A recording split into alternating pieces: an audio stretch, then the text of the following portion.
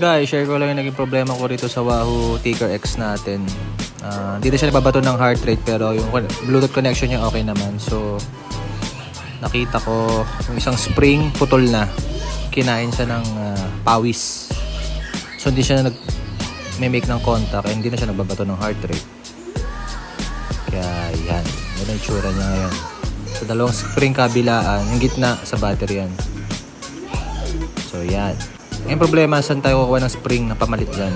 So, next video na lang pag may nakita tayong pamalit. Bye-bye! So guys, ito dumating na yung spring na binili natin. So, ito yung itsura niya.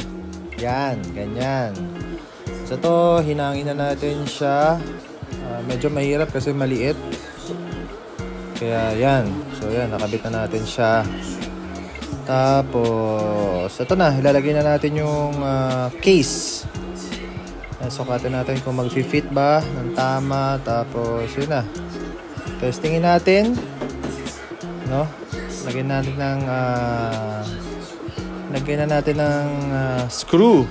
So ito yung unang screw, tapos ito yung pangalawa.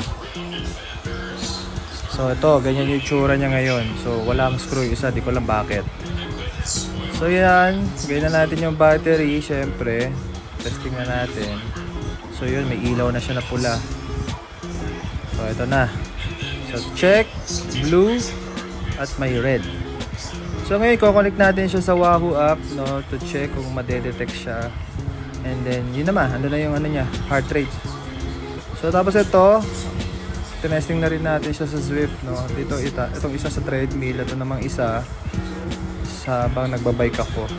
So far so good. Wala pa akong na-experience na drop ng signal. So, yun. Thank you. Bye-bye.